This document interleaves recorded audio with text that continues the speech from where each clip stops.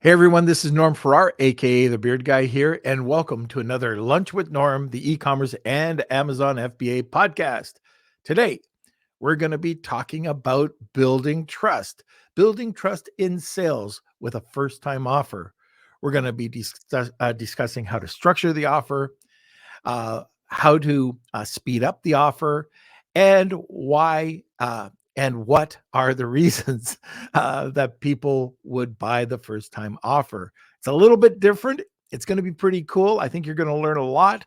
And welcome to the Lunch with Norm podcast. And Kelsey, let's go into the intro, please. Lunch with Norm. Lunch with Norm. Lunch with Norm. Lunch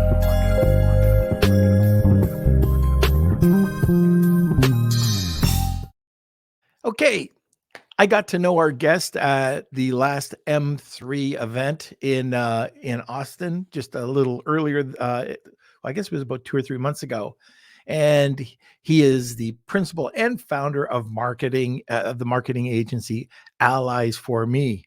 He uses a proven method that mimics the stages of courtship. Allies for Me helps companies find strangers and convert them into high-paying customers. A first-time offer is like a cup of coffee, a simple date that accelerates to high-ticket sales. So we're going to welcome first-time person on the podcast, Craig Andrews. Now, first, let's get to a sponsor. Facing cash flow challenges with your e-commerce business? Discover Viably, your ultimate financial ally. From real-time sales data integrations to immediate funding access, Viably is here to support you. Plan your growth with their free tool for online sellers and engage with specialists whenever you need. Extend your cash flow with Viably. Everybody, so sorry I was late. I got tied up with Vandana. Those of you who don't know Vandana, she's my right arm. She's our senior program manager over at amz.club. And I looked up and I just noticed I was talking way too much and was late for my own podcast. But anyways, let's bring in Kelsey. You're acting like that's new. Well, I don't know. How many times have we been on time? Yeah. Well, but usually I have a couple of minutes to prepare, right? Yeah. Sometimes. Maybe we should just move the podcast time back another 5 minutes. Help you out. We tried that. It does not work. So what's up with you, Boy Blunder? Well, I want to say a quick hello to the Beard Nation. We've got Drip Fit, Rad. We've got, I'm guessing that's Marina in the Facebook comments, and Near. And we also have Steve all the way from Chicago. Good to see you. And yeah, great to see. Oh, Cool Hand 99 is here as well. Got a great crew already. And just want to shout out our WhatsApp group once before we get started. So just give me a second. I'm going to throw it up. If you haven't joined already, make sure you add this link. You can take a picture of this and it will head over to our brand new WhatsApp group where we got a great crew over there where you can ask your questions, get advice from the experts, and just a great place to be. So check that out. Hey, Amar, good to see you as well. And yeah, I know we want to talk about TikTok a little bit. Yeah. Before we get started. Have you checked out your TikTok account today? I have. Yep. So we officially hit 12K followers, which I'm excited about. And yeah, I noticed the on the dashboard for the associates, we've had our biggest 2 days of sales, which we've got a couple $1,000 generated from my videos, which is pretty cool to see. It's the biggest spikes I've seen yet. So pre-Black Friday deals are a thing. If you're not doing it, I would highly suggest to start because it's been bigger than my Prime Day sales this year. Of course, my account was a bit smaller back then, but still, it's just a giant spike right now, which is pretty cool to see. Yeah, and it's pretty cool. So you've been consistent for the last few months, and you've seen the sales. But the other thing is Walmart. Who would ever have guessed that we would be close to 200,000 views on a Walmart Black Friday video? I would never have guessed that. Never thought in a million years. And the other thing too, because of the spike in that viral video, all the other videos around it are being brought up at the same time. So there's another one there. I think I saw what's the other one It's you did a couple days ago? It's 20, 30,000. I think it's 90,000 now. Oh, 90,000. Yeah, Yeah, just yeah. a Those are small little my one. early Black Friday deals. So, those are the kind of keywords I'm targeting right now, and Yeah. it seems like that's what's trending right now, obviously. So those videos are being pushed, and yeah. Oh, So guess by the way, so the last week, I think it was it was Friday that I was doing a podcast with Mark DeGrasse over at Digital Marketer, so I couldn't go on, and uh, I'm really excited about Digital Marketer. I love being part of that team over there now, but I couldn't come on. I was talking, and then after my podcast, Mark said because we started on optimization, listing optimization, we got onto influencers, and that's where your name came up, and I showed the account. And so after the call, he goes, I've got to become an influencer. And so within minutes, I'm talking minutes, he got approved and he already started to do his videos. So oh, wow. that's pretty cool. Uh, okay. So I just want to go over a quick bunch of, let me just come over here. We got a few things coming up. First of all, probably this week, the retail course is launching. So we've got the mastermind going on right now. It's in beta. And then we will announce the webinar that you can watch about the retail course. So as soon as it's up, I'll let you guys know. Let me see. On the 5th, I'm going to be down in back down to Austin for M3. So I won't be there that long. I'll be there for a day. Or no, I'm going to be there for 2 days. And then after that, just heading back. But from the 12th to the 17th, I'll be at 3 different events. So I'm going to be at the Austin Christmas party for Amy Weiss, Chelsea Cohen, and Kevin King. So if you're around, it would be awesome to see you there. And then there's a Titan event in Clearwater, Florida. Oh, and by the way, November 22nd, Marina, if you're around, I think it's November 22nd in 2 days. There's a Titan event in Toronto. So we probably get that information up there for you. Okay, so that's all the house cleaning that we need. Now we can get into the podcast. Anything else, Kels? I think we're good to go.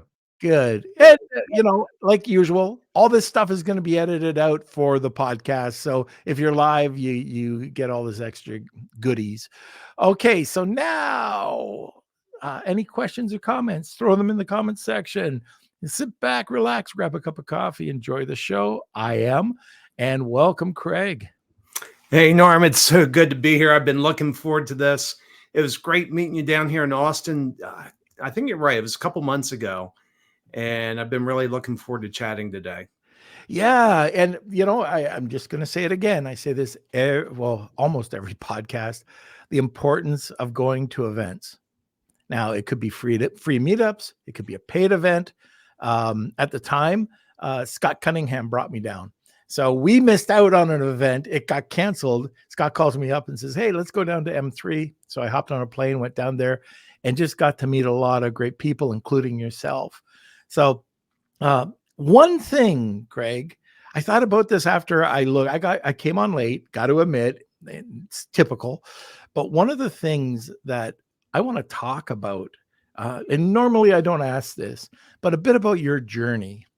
It's quite remarkable, and it's incredible. So can we just go down that path for a few minutes?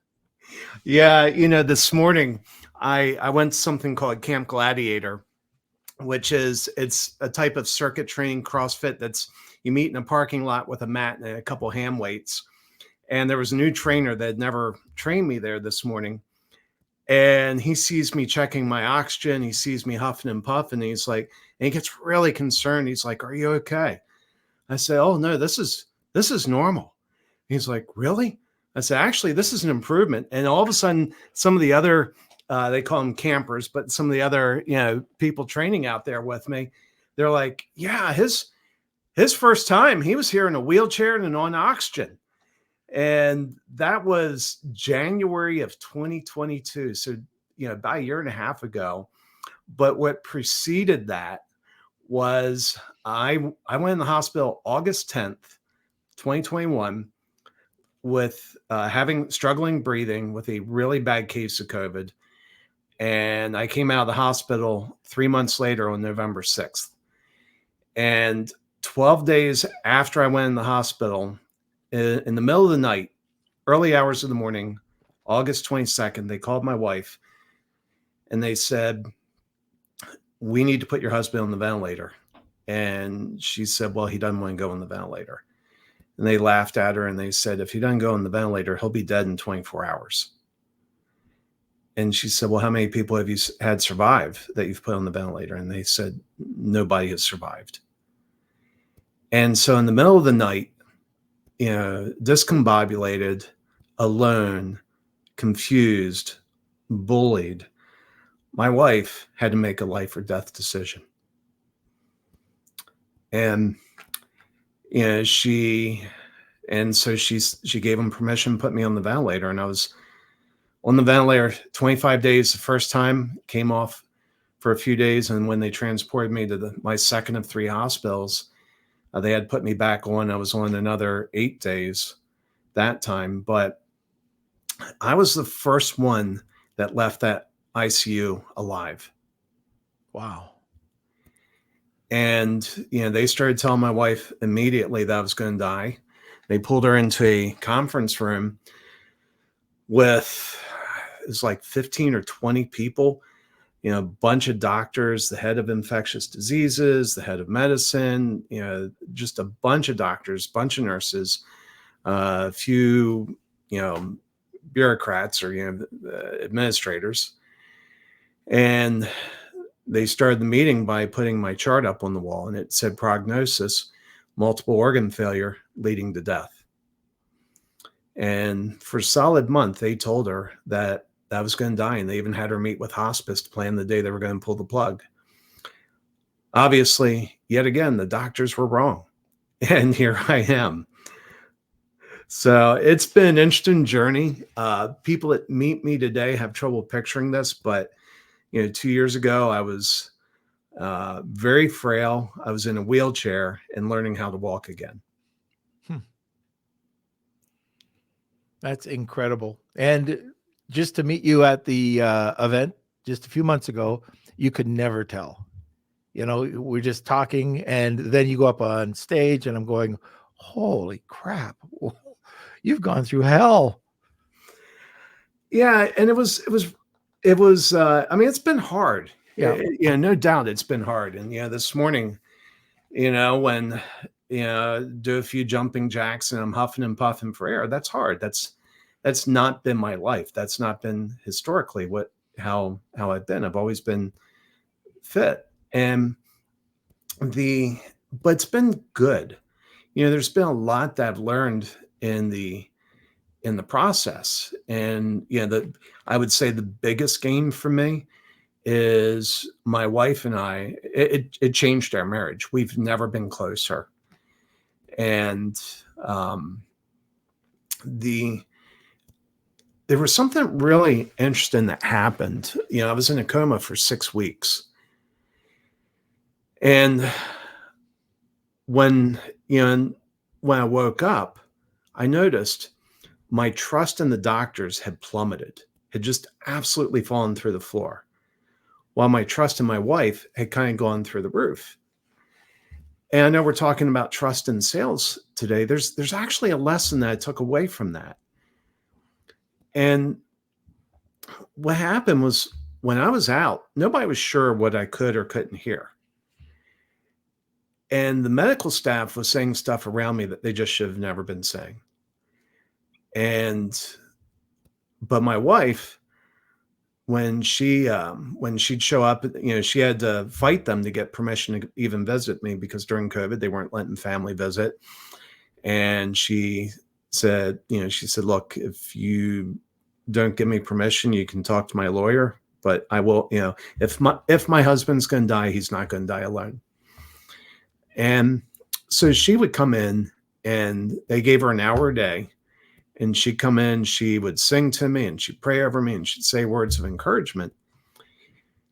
And what's really interesting is, when I woke up, my trust in her was just through the roof, while my trust in the doctors was shot, completely shot. And the doctors would come by and they would ask, they'd want to do some procedure. And at that point, my mind was still really fuzzy and I was operating off of instinct. And the only thing my instinct told me was don't trust them. Don't trust them. And we're going to come back to that because it absolutely applies to sales. There were parts of my brain that were saying, whatever they say no. And so they would go to my wife and they'd tell her what they wanted to do. And she'd come to me and I'd ask her, is it safe? And she'd say, yeah. And I'd say, okay. And then they could proceed. What's really interesting is when I look back at the things they were asking with a clear mind today, it was immensely reasonable stuff. If my brain was clear at the time, I would have said yes. But it wasn't. And so the only thing I had was my instinct that was saying, don't trust them. And in about a week and a half after I woke up, I'd noticed I would say some things and people would look at me weird. And I started realizing that what I believed about reality didn't match what everybody around me believed about reality. And so I called my wife over to the bed, and this is, again, trust. And I said, Karen, I'm going to tell you some things. And I need you to tell me if these things ever really happened. And she said, okay. And this was scary because a day or two earlier, was when I really realized I'd lost grip with reality. And I thought, if everybody around me realizes that I've lost touch with reality, they're going to take away privileges. But I trusted her. And so the first thing I asked her about, I said, have we been to Louisiana? She said, no, we haven't. Why do you ask? I said, I thought I was in a resort in Louisiana. I know I'd been sick. And I said, this resort was kind of interesting. They had room service where it was a kind of a special room service. One of the things on the room service menu was I could call in and some young lady would come in and spray raw cow's milk at my face. And it'd make me feel better. And I loved it. So I just kept hitting redial. Bring me more of that raw cow's milk. And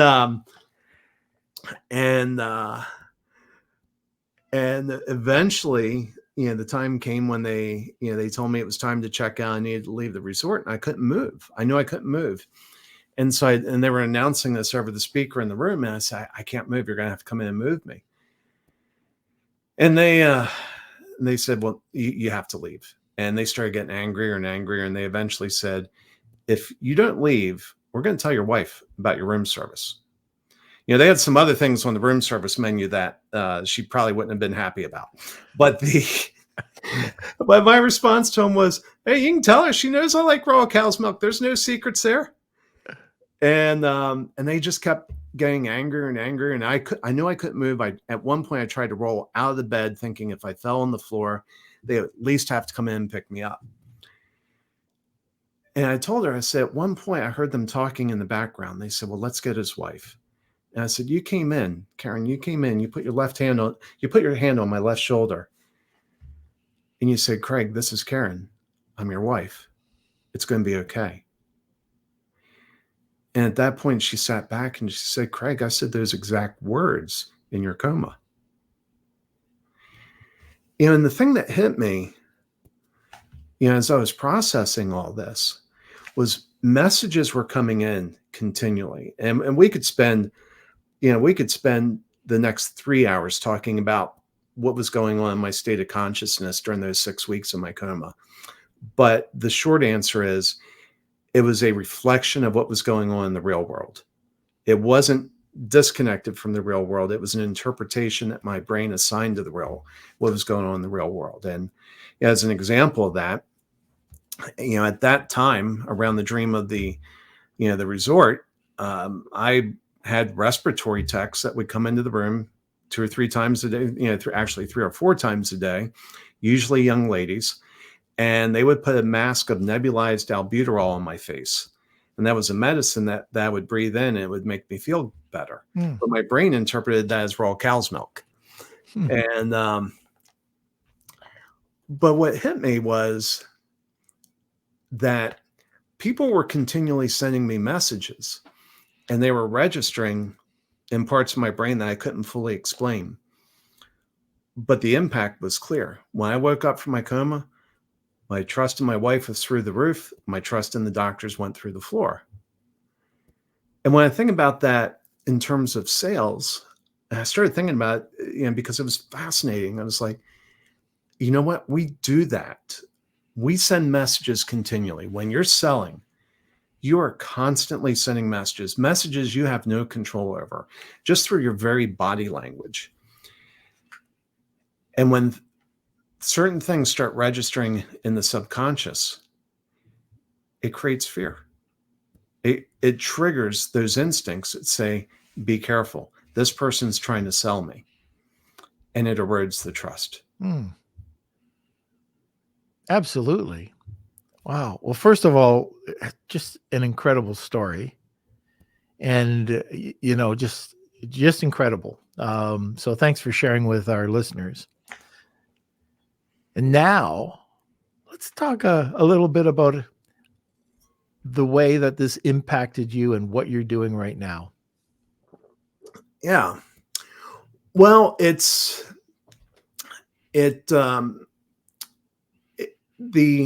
do something we call a irresistible first time offer. And, Yep. and let me just say this, I know you guys are about Amazon. It tends to be a lot of low ticket stuff. My domain is a high ticket, and, there's some differences, and you'll hear those play out in this first time offer. But there's some things that are consistent, that move across financial domains. There's some low ticket principles that we're going to cover. But, starting back in 2017, I tried to develop this concept. And the basic reason was I wasn't that good at sales. I just needed to do something. And so, I realized instead of trying to sell, let me create an environment where people want to buy. And I started working on this thing of what an introductory offer would look like. That would be that any qualified buyer would say yes to. And the goal was not to make money on that introductory offer. It was to make money over the lifetime of that customer's journey. And and it took about 18 months to sort of get something working, because I had tried some techniques I had seen elsewhere that work for, more simple offers. A great example for your listeners that have been around a few years is, Columbia House Records had this deal where you could get 13 albums for a penny. So if you're the type of person that wants to build a record collection for one penny, they would give you 13 albums. And then when CDs came in, they switched to CDs. And I tried some that were like that, but they didn't work. They didn't work for the high ticket stuff. And so about 18 months later, I made my first sale off of what I would call a first time offer. And then, over the last, half decade, been really dialing that in and perfecting. But what my time in the hospital really hammered home was the need to create an experience. And I guess let me really drill in on that. What really differentiates companies is the experience that they create.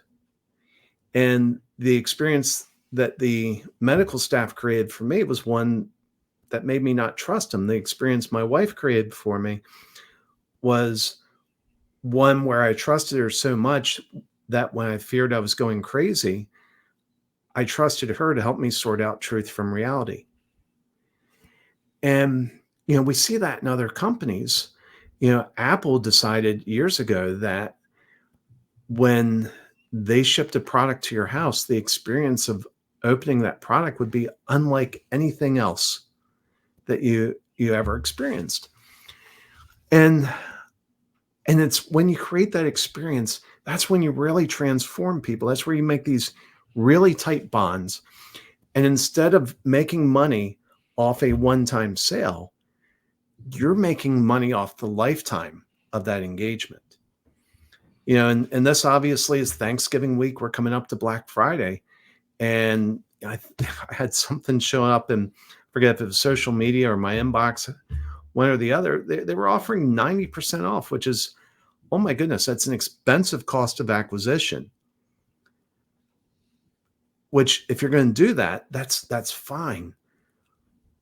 But if you have to make your money off continual acquisition of new customers, that's hard. It's competitive. It's just tough. And so, what I would say that I would learned is it's important to optimize the experience so that you create an experience that people want to come back to again and again and again and again. And Amazon's done an amazing job with that, for many years, they just invested in building their market share, but just continually evolving. And even when they reached a point of dominance and customer service exceeded anything that was out there, they kept pushing further. 1-day delivery wasn't enough, or it's 2-day delivery wasn't enough. It had to move to 1 day, and then in some cases same-day delivery. But those create experiences, and it's those experiences that build trust. Very good. So we're at the bottom of the hour, and I can't believe we're already at the bottom of the hour.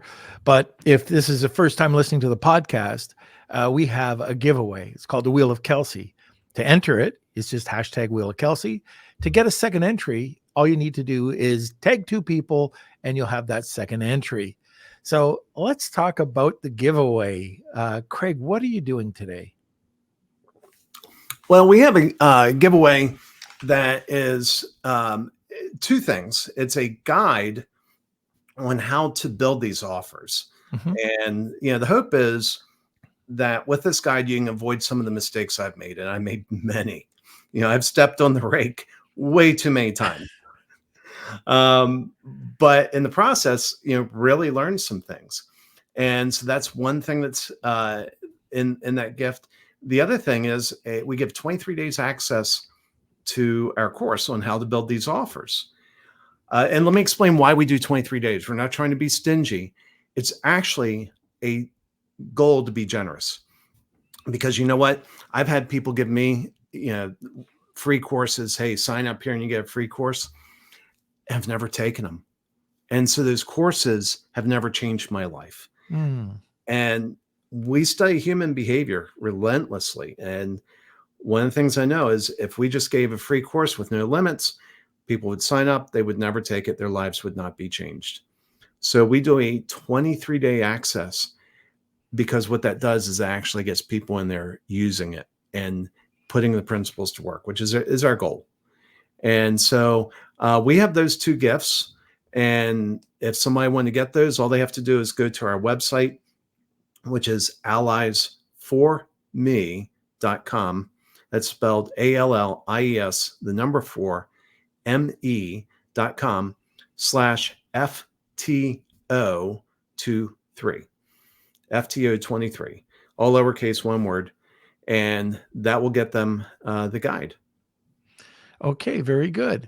So if you are interested, let me just get this straight, Craig. Is these 2 gifts for all listeners, or is there something just for the one listener? Is the course for just the one listener? Maybe I don't understand the. So anybody that goes there and signs up for that, they get both of those gifts. So there you go. Yeah. Wow. Okay. So look at that. There's everybody who's listening live can go ahead and do that. But okay. So how about we do this, Kels? Why don't we do the press release and distribution as well? Okay, for the one-time gift. Is that good? Kelsey? Yep. Yeah, that's good for me. Okay. What a prize package today. So first of all, anybody who goes and follows Craig's instructions there, or if you're not sure, just contact Kelsey. He'll give you the information. you'll get this free course and the guide. And for one lucky person, they'll get the press release written for you. You just give us some information and we'll put it through our distribution channels, which should get you about 400 plus media content with reach of probably over 20 million people. So anyways, that's it. Kels, let's go to a sponsor and we'll come right back. This episode of Lunch with Norm is sponsored by VAA Philippines.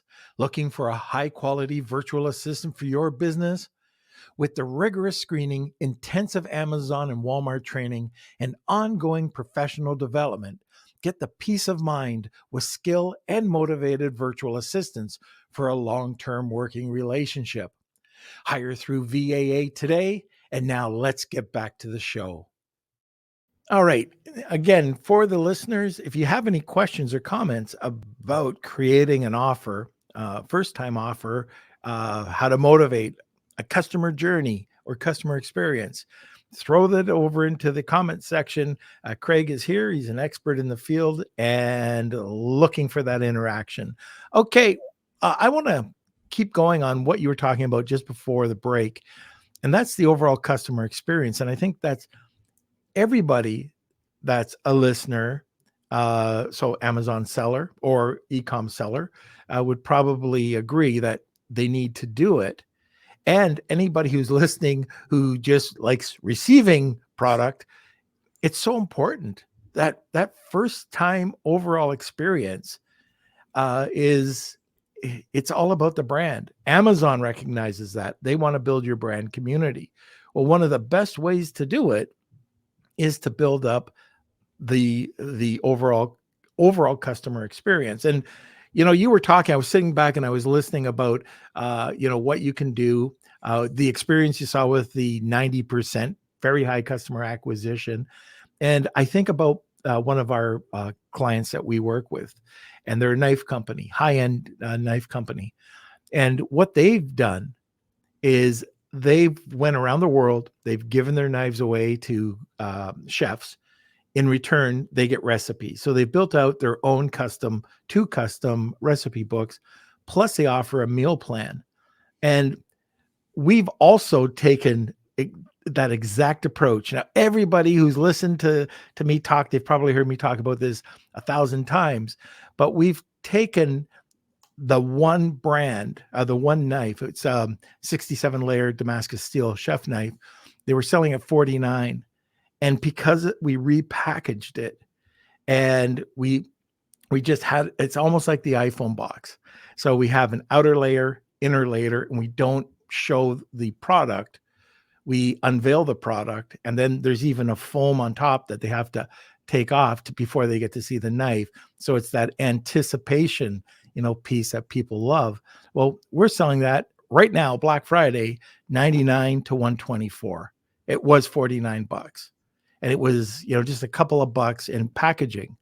Now it's a little bit off topic, but just that customer experience will drive sales, and they're willing to pay more because of it.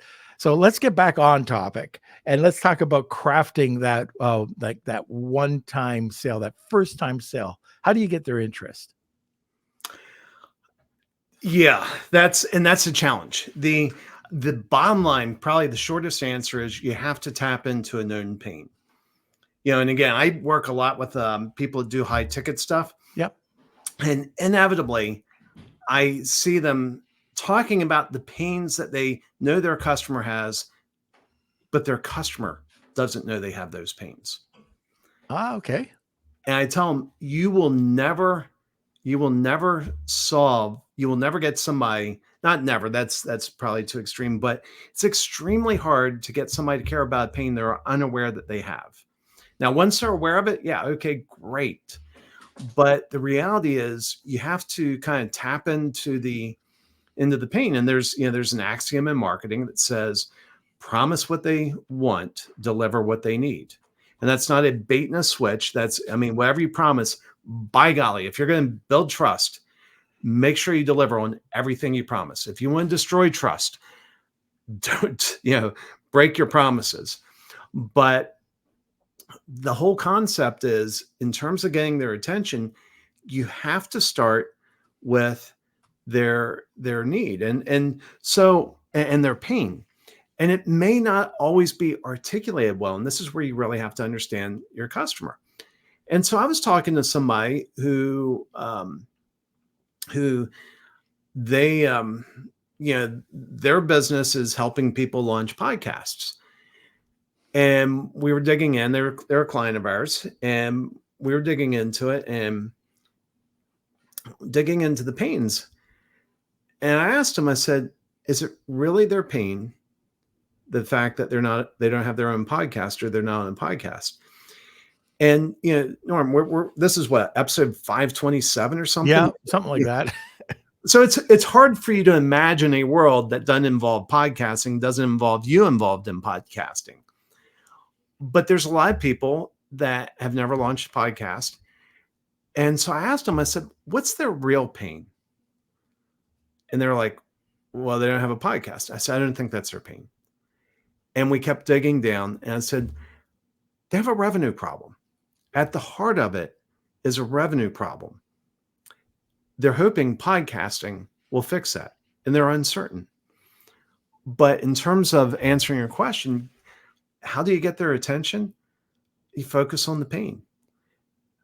Do you have a revenue problem? Here's a way. Here are 3 ways of addressing that revenue problem, and we can help you address that right away. And and our advice to them was, don't turn them immediately into a podcast host. Obviously, have that on the roadmap, but start them guesting on podcasts. And and I can tell you, since you put out that offer, I had a little alert popping up. We've got people that are filling out the form, and taking us up on that offer. Well, that's a way of meeting new strangers. It's a way of working on revenue for your business. Help these people satisfy, speak to the pain they have. They have a revenue problem, or maybe it's an authority problem. Even an authority problem, I would say, at its base, is a revenue problem. And so the closer you can get to the root pain, the better you can solve it, and the better you can engage them. Years ago, I had, and this was actually when I was coming up with the concept of the first time offer, which is just an extension of a loss leader. It's the people have done this for years. And I don't want to take credit for that, because I learned from those people. What's new is we adapted it to high ticket offers. But I was having lunch with somebody back when we were developing this, and she asked me, she drew a little grid, and she said, Craig, you can put any of your products into one of these 4 quadrants in the grid. Top left quadrant was it removes an immediate pain. The next quadrant is it avoids future pain. Lower left quadrant is it delivers immediate gain. And the lower right quadrant is it promises future gain. And she said, which one do you think is the hardest one to sell? And I kind of fumbled around, and eventually it was the promise of future gain. That's the hardest thing to ever sell. And she said, Craig, what are you selling? And I was like, holy cow, I'm selling future gain. Give me money today. I'll give you money tomorrow. And she said, well, what's the easiest thing to sell? And the answer is the removal of immediate pain.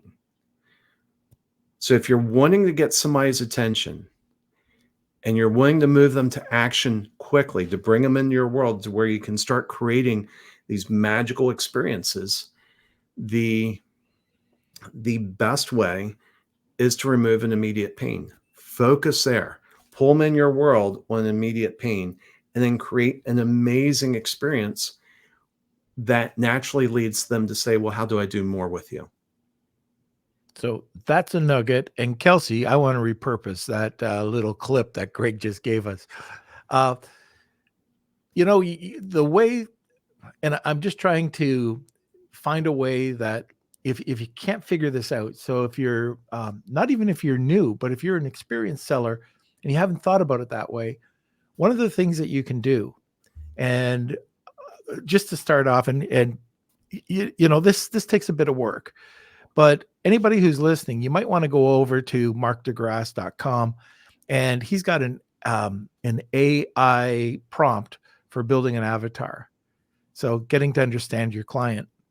And then with Scott Cunningham, we've seen this actually at M3, but I've known about this model is Scott's TBIF campaign, and where you really get to understand the hook. What are the pain points? What are you trying to solve? And how do you relieve that problem right now? And it's very interesting. What you're talking about takes work, and it takes work. It takes being in a quiet situation and trying to figure it out, and then taking that information and figuring out what you can do to market that.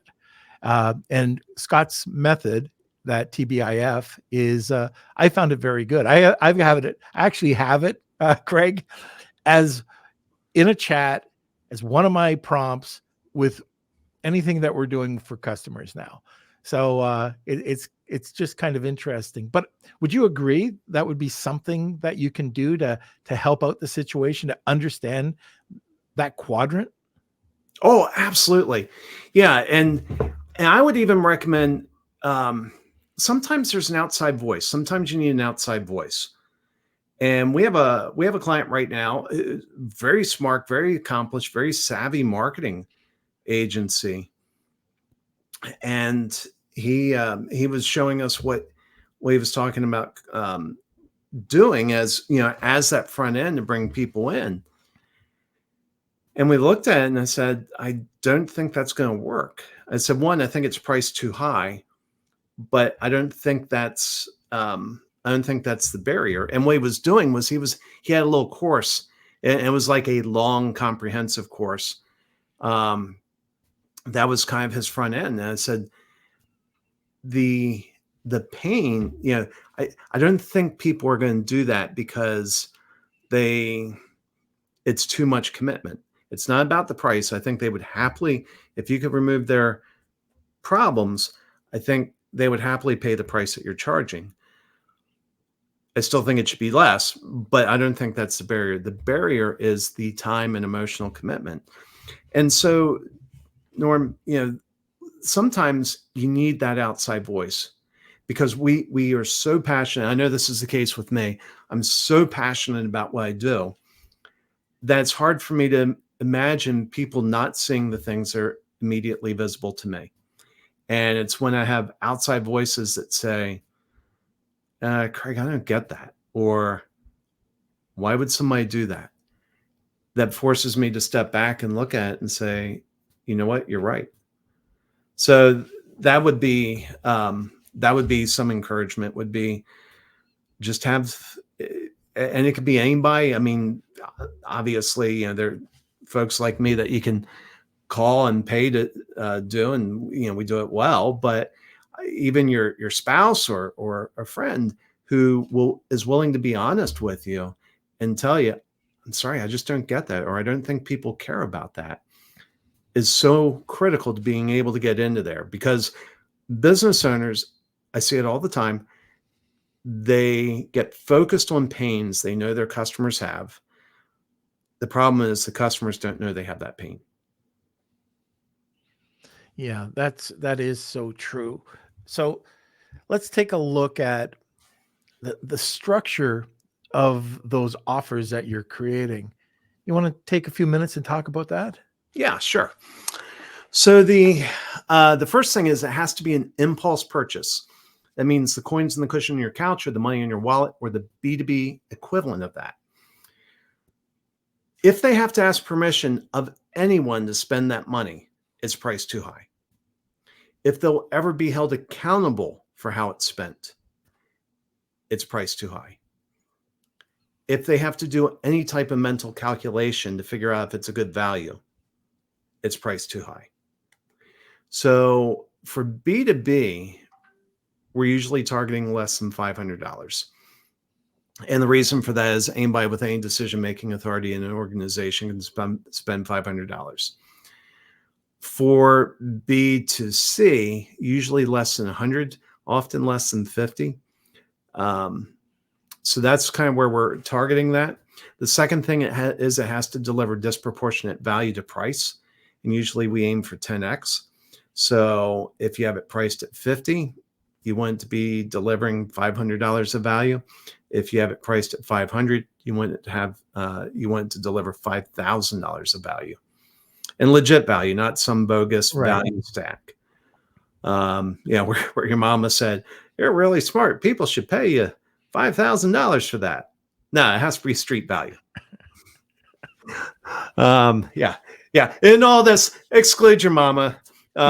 Most of us are moms think we're awesome. They're not going to give you the valuable feedback. They're gonna just think you're awesome, which is nice, but not helpful for your business.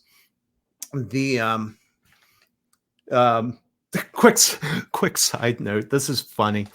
When I was in 7th grade, I was getting ready to go in 8th grade, and they did some testing on me, and I went and spent a day doing some testing, and I don't know if they were IQ tests or what, but there were all sorts of tests. I came back and asked my mom, I said, "How did I do on the test?" And she gave one of these answers that only a mother could give. The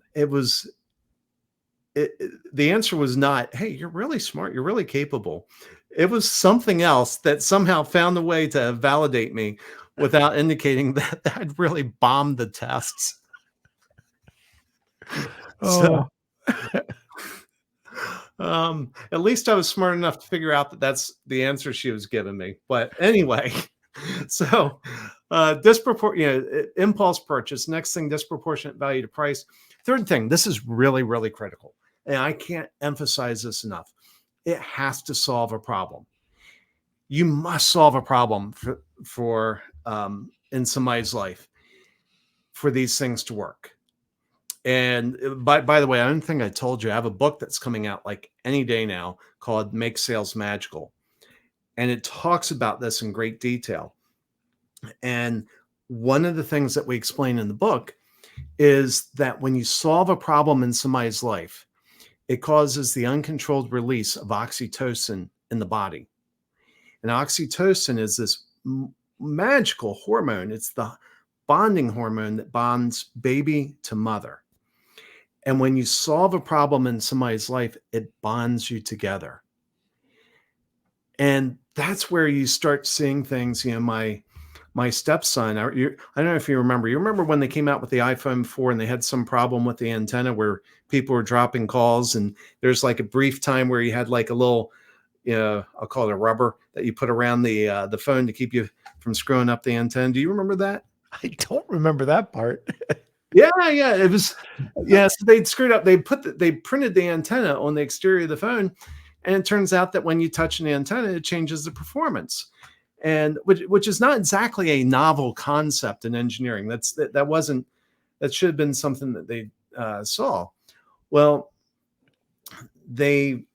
while they were working on retooling the phone to prevent against that, they had this little thing where you could it was like a little piece of rubber that would go around the phone and would keep you from touching the antenna directly. And my stepson had a iPhone 4, and I asked him about it, and he said, "Oh, well, it was my fault. I was holding the phone wrong. That's why it was dropping calls." That's the type of bonding that we're talking about. The bond that Apple had created with their customers, where I don't know if this is healthy. This is probably worthy of some counseling, but where he was actually blaming himself for holding the phone wrong. I'm like, "What, you mean up against your ear like normal people hold a phone?"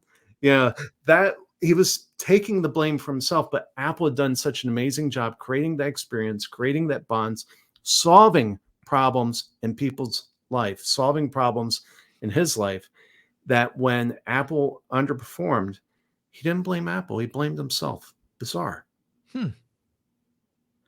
So that's the third thing, is solve a problem in people's life, causes the release of oxytocin. It's the bonding hormone.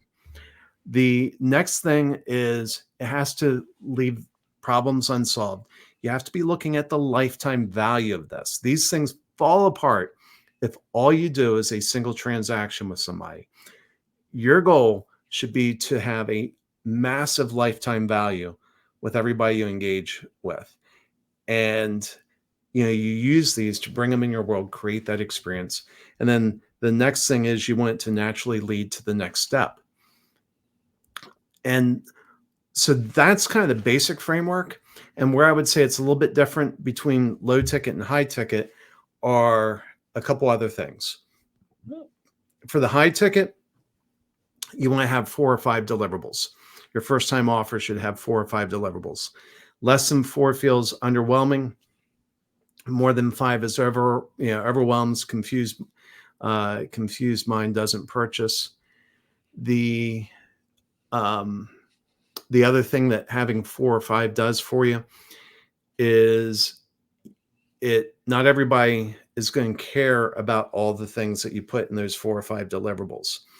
But if they care about 2 or 3, and it's a screaming good deal on those 2 or 3, it's kind of some insurance, to hedge against getting a couple of deliverables wrong, or just having too much of a segmented market. And if you're in a high ticket business, at least one of those deliverables should be a high touch session, a workshop, actually a minimum of 2 or 3 workshops where you're actually working on the deliverables together. That's obviously unique for high ticket. If you're doing, lower ticket Amazon stuff, you can't build that into your funnel. But where you would exchange that is, focus on creating that experience. Focus on what you're doing. You were talking about how you boxed your knife.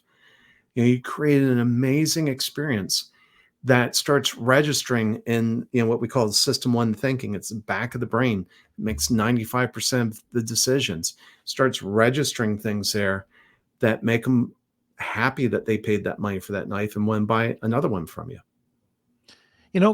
Craig, I'm listening to you and I'm going, I just had an experience very similar to what you're describing, where I distrusted the value because there was too much. So for this course I was looking at, it said that I had like the course was X, but you get all this extra value. And when I looked at it, there was like 20 or 30 different things. And it was, let's say, I forget what the exact price was, but it was like $45,000 worth of value for this $9.99 course. And the second I saw it, the first thing, it turned me off. Now, if they would have done it right, or the way that you're describing, they would have had 4 or 5 things. I would have had a reasonable amount of added value. And I would have probably said, oh, this is interesting. Let's give it a shot. What do I have to lose? And you just described exactly the process I went through just recently about why I didn't buy a course. Yeah. Yeah. Yeah. I mean, $40,000 of value. I mean, what they did was they took the proverbial value stack and they just kept adding and adding and adding and adding. And they went way too far. And the other problem I have with those value stacks is I look at how people value that. And the question that comes to mind is, has anybody on this earth ever paid you that amount for that line item that you say is worth $2,000? Right. Yeah. And that's so important. Yeah. Yeah. And that's, if anything, I would say, you kind of want to undervalue, and there's a little bit of strategy there. There's a little bit of strategy there. Now there's a principle, and the principle that comes to mind that I think ties into that, loosely ties into it, but it works off the same thing. A guy named Dr. Robert Cialdini, he's one of the major minds on influencing in a field called compliance, getting people to comply with what you want them to do, said something that has been so important and has changed the way that I approach so many sales. He said, your moment of greatest authority is the moment immediately following the disclosure of a weakness, vulnerability, or flaw. And he said, so as you're giving your talk, look for opportunities to put that out there.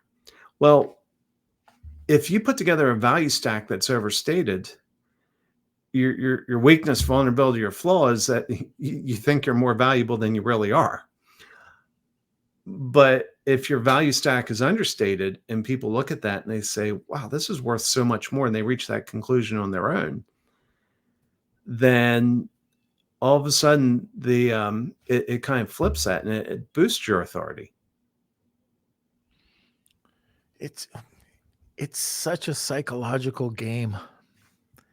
And right now, by the way, Craig, it looks like my screen is frozen. I don't know why, but we'll keep going. The audio sounds fantastic. So I do have another question for you. And then we'll go to the questions if anybody's asked any questions in the comments. But what about mistakes? Why are sellers not doing something like this? It sounds so obvious that people would just jump on this, and when they're launching, they'd get this to market. Why do you think sellers are hesitating or making mistakes in this? There's a few things I see. The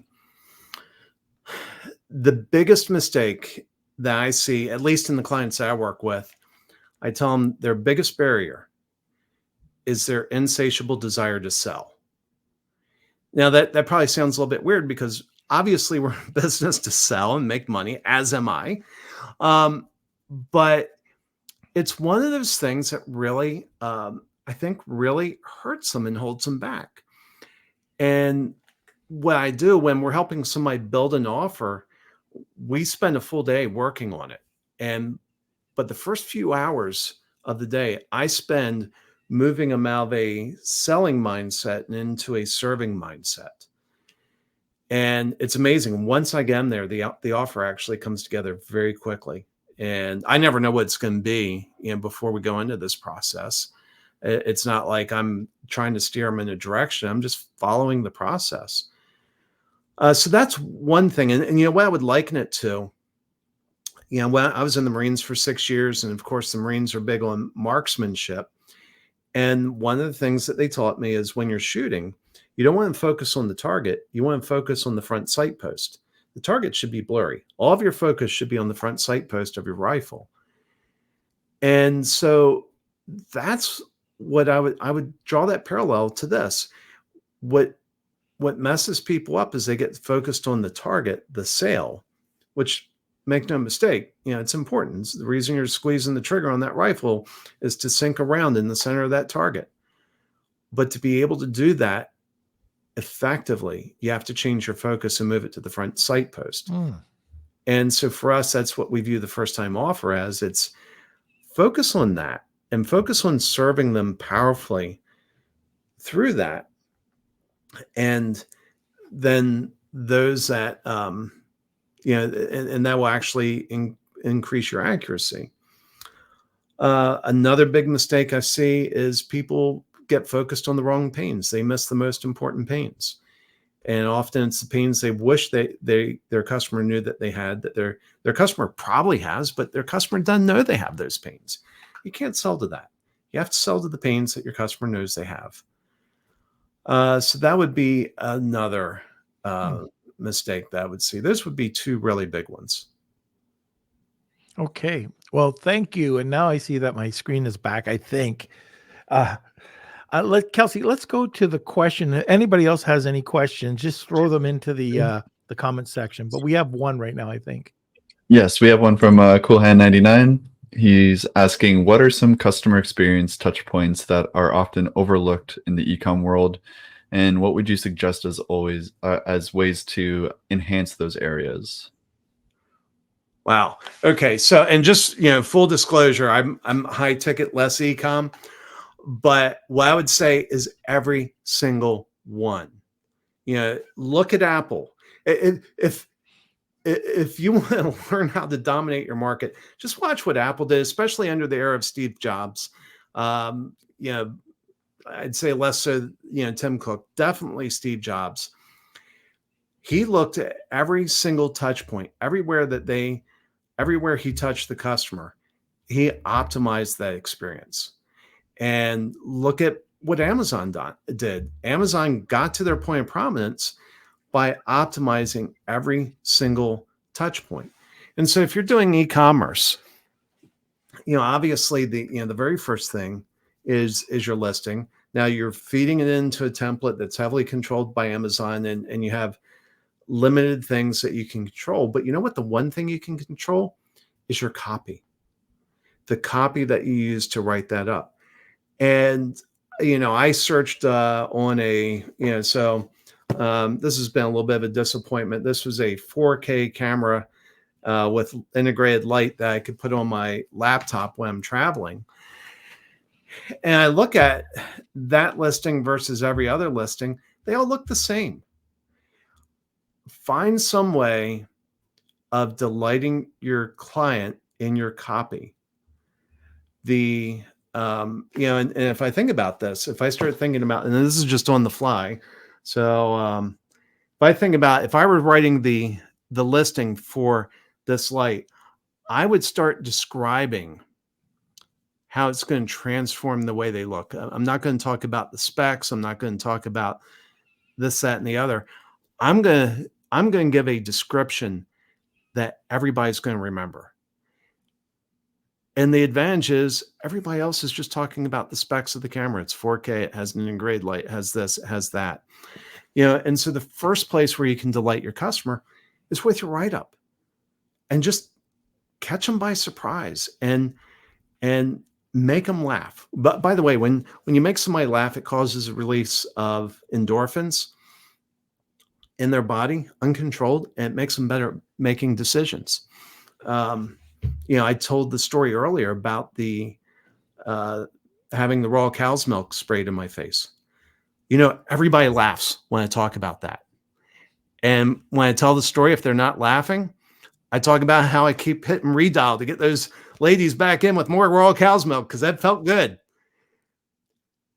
That's releasing endorphins in people's system. That's optimizing that experience. So the first place I would say would be with the write-up.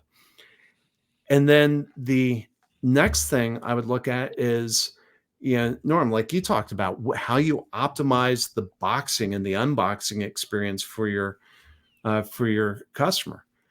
But then the next thing is, I'm going to be looking at lifetime value. How do I optimize the lifetime value? Once they get that, what can I do to create an experience that pulls them into my world more deeply and gets them engaged and just absolutely delights them? And an example I think of is, I use the Synology NAS drives. And, even in an era when everything moves to the cloud, I remember the thing that surprised me about Synology was the delightful experience of buying their product didn't end with a purchase and installation.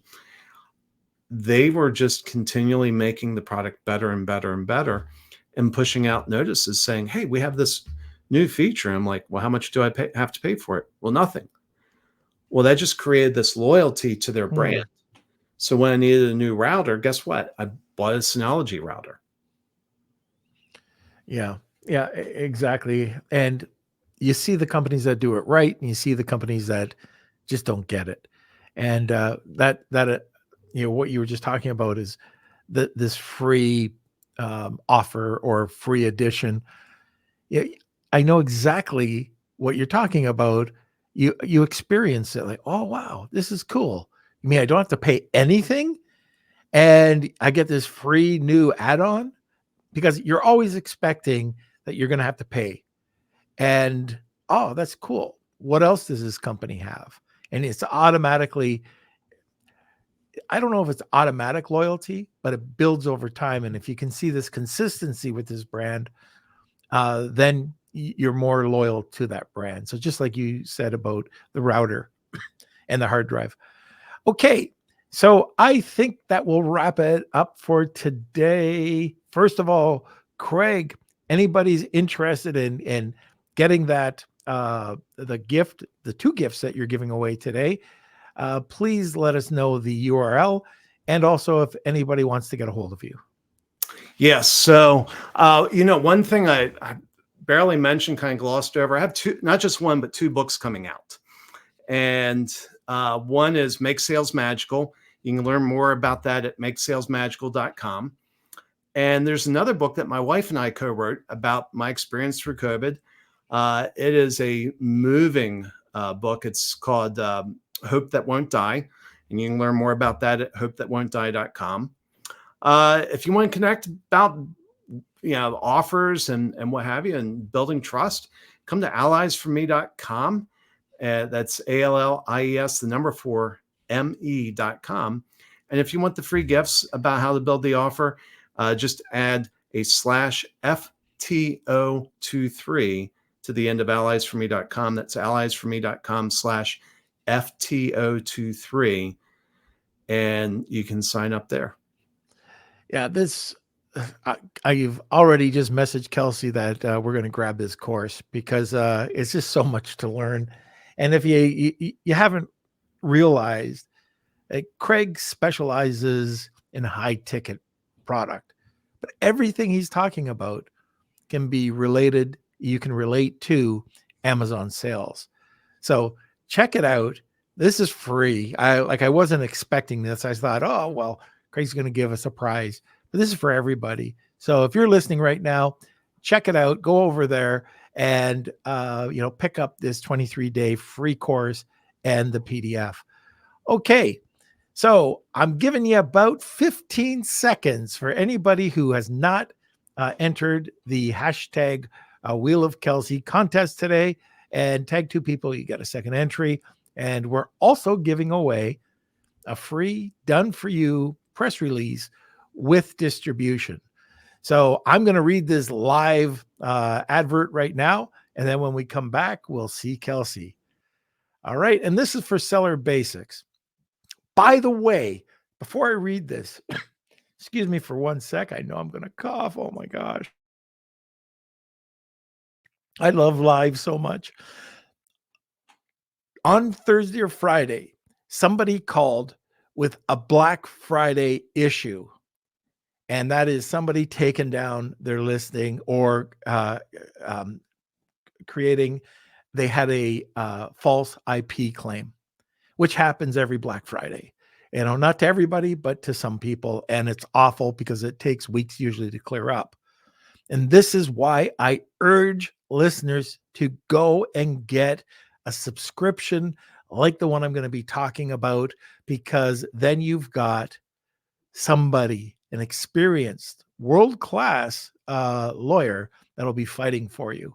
And if you don't, like this one person, if you don't have this beforehand, then you're going to be spending thousands and thousands of dollars if you need to get this cleared up. And a lot of people do because of the sales that they're going to be missing. And this is throughout the year. So anyways, let's talk about Seller Basics. Okay, here it goes. Hey, Amazon sellers, ever faced with account suspensions, ASIN hiccups, or IP headaches? Introducing Seller Basics, your Amazon account guardian. With just $99 per month, Seller Basics offers a dedicated team to shield your business from these challenges. Plus, this membership offers free legal consultation from seasoned e-commerce attorneys. No long-term contracts. Cancel with just a month's notice. View Seller Basics as your Amazon account health plan. Check it out at sellerbasics.com. And now for the disclosure. Seller Basics isn't an insurer or law firm. Consultations come from independent firms. Results can vary. Memberships needed before events. This is what I was talking about. Membership needed before events leading to complaints, and terms apply. Okay, that's it. Let's get to the wheel. It's time for the Wheel of Kelsey.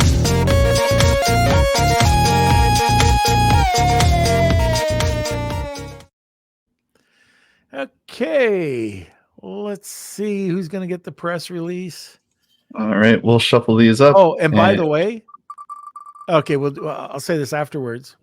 Just a message that came up in the BDS chat the other day. Okay. Amar, congrats. Amar is today's winner. So Amar, if you could email me, k@lunchwithnorm.com. You're today's winner. Congratulations. So I was watching, or I was going through the $1 Billion Seller Summit chat the other day, and I saw somebody that had a press release. They used it for the first time. It wasn't through me. It was through another company, but they couldn't believe the results they got in the ranking of their keywords. So it is something, we'll talk about it another time, but press release and content marketing is definitely something to consider, especially now, up until Valentine's Day, something definitely to consider. So if you like to know more about that, just let me know. I'm not trying to sell anybody a press release, but it is, you might want to know a little bit more about it and how it can improve your marketing. Okay. Craig, thank you so much for being on. Norm, it's been so much fun, and I'm looking forward to seeing you in a couple of weeks back here in Austin. Yeah, I can't wait. I can't wait. All right. So thank you. If you have any questions for Craig or you want to get in contact, grab the course. The links are in comments. Craig, thank you so much, sir, and we will see you later. Thank you. All right. Kelsey, where are you? There we go. The mayor of Gardnerville. I'm back. Well, thank you everyone for watching. And Amar says thank you. No, thank you, Amar. If you could just email me, k@lunchwithnorm.com, and we'll set you up with the press release. And yeah, make sure you join our community. That's the Lunch with Norm, Amazon FBA and e-commerce collective. And you can check that out on Facebook, and then also our WhatsApp group. And yeah, hope you guys enjoyed today's episode, and we'll be back on Wednesday.